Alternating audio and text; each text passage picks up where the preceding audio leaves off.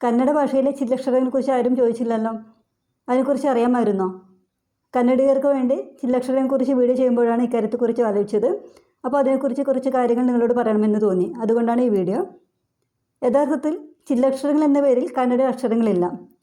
കാഗുണിതാക്ഷരങ്ങളെക്കുറിച്ച് പഠിക്കുമ്പോഴാണ് ഈ ഒരു രീതിയെക്കുറിച്ച് അറിയുന്നത്.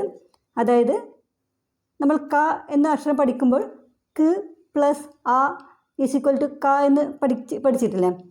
അതുപോലെ തന്നെയാണ് കന്നഡയിലും. ആ ഒരു സമയത്താണ് ക്, ഗ, മ, ഇർ, ഇൽ, ഇൾ അങ്ങനെയുള്ള അക്ഷരങ്ങളെക്കുറിച്ച് നമ്മൾ പഠിക്കുന്നതാണ്. ഒരു കാര്യം ശ്രദ്ധിച്ചാൽ നിങ്ങൾക്ക് മനസ്സിലാകും, ചില്ലക്ഷരങ്ങളിൽ കന്നഡയിൽ വാക്കുകളില്ല, പേരുകൾ പോലും ഇല്ല. ഒരു എക്സാമ്പിൾ നോക്കിക്കോളൂ. നമ്മൾ മലയാളത്തിൽ സതീശൻ എന്ന് പറയുമ്പോൾ കന്നഡയിൽ സതീശ, രമേശൻ എന്ന് പറയുമ്പോൾ കന്നഡയിൽ രമേശ, മാധവൻ മാധവ. പക്ഷേ ഇപ്പോൾ മോഡിഫൈ ചെയ്ത് സതീഷ്, രമേശ് എന്നൊക്കെ പറയാറുണ്ട്. പിന്നെ മറ്റ് പല വാക്കുകൾ, അതായത് ചില്ലക്ഷരങ്ങൾ വരുന്ന കന്നഡ വാക്കുകളൊക്കെ ഇംഗ്ലീഷ് വാക്കുകളാണ്. അതായത് വയലിൻ, വാൻ, ചെയർ.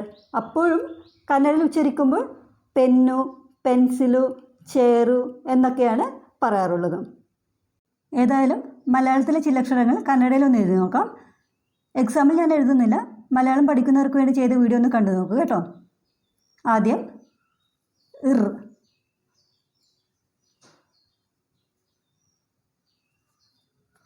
അത് കന്നഡയിൽ എഴുതുന്നത് ശ്രദ്ധിച്ചോളൂ. ഇർ. അടുത്തത് ഇൽ. ഞാൻ ആദ്യം മലയാളത്തിൽ എഴുതാം. ഇൽ.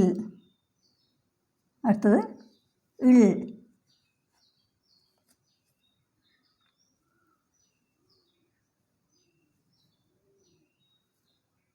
അടുത്തത് ഇൻ.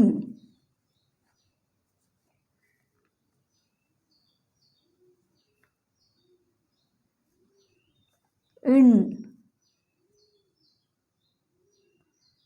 ഞാൻ കന്നഡയിലാണ് എഴുതുന്നത്, സോറി. ഇൺ. കന്നഡയിൽ അച്ചടി ഭാഷയിൽ ഇങ്ങനെ കാണാം. നമുക്ക് വേണമെങ്കിൽ എഴുതുമ്പോൾ ഇങ്ങനെ എഴുതാം. ഇവിടുന്ന് മുഴുവനായി ഇങ്ങോട്ട് കൊണ്ടുവരാതെ പകുതിക്ക് വെച്ച് ഇങ്ങനെ ഇൺ. ഞാനൊന്നും കൂടി എഴുതാം.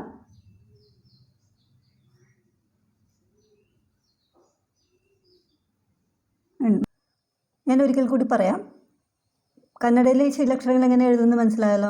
അതായത് ഇങ്ങനെ ഒരു അക്ഷരമാണെങ്കിൽ അതിൻ്റെ കൂടെ ഇങ്ങനെ ചേർത്താൽ മതി. അതായത് നമ്മൾ ചേർക്കുന്നത് ഇങ്ങനെ വരച്ച് മുകളിലേക്കാണ് എഴുതുന്നത്.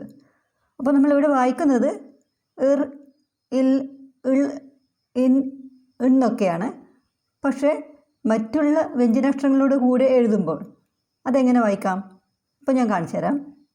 ഇവിടെ ഇപ്പോൾ ക്ക് എന്നാണെങ്കിൽ എഴുതുന്നെങ്കിലും നമുക്ക് ഇങ്ങനെ എഴുതാം. പക്ഷേ ഇതിപ്പം വായിക്കുമ്പോൾ ക്ക് എന്നാണ് വായിക്കുന്നത് അല്ലേ? അതുപോലെ ച്, ഇങ്ങനെ ച എഴുതിയിട്ട് മുകളിലേക്ക്. ട് എന്നാണെങ്കിലോ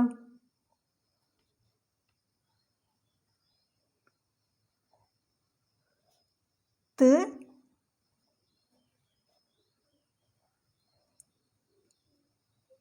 ഇതുപോലെ പ്,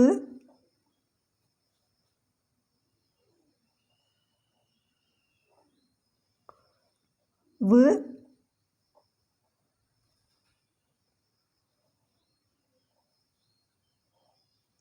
ഇപ്പോൾ മനസ്സിലായല്ലോ.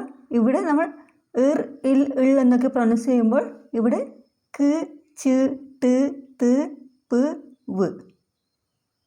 ഇതുപോലെ മറ്റുള്ള അക്ഷരങ്ങളൊന്ന് എഴുതി നോക്കാമോ? സംശയം ഉണ്ടെങ്കിൽ ചോദിക്കാൻ മടിക്കരുത്. ഇനി അടുത്ത ക്ലാസ്സിൽ കാണാം. Thank you.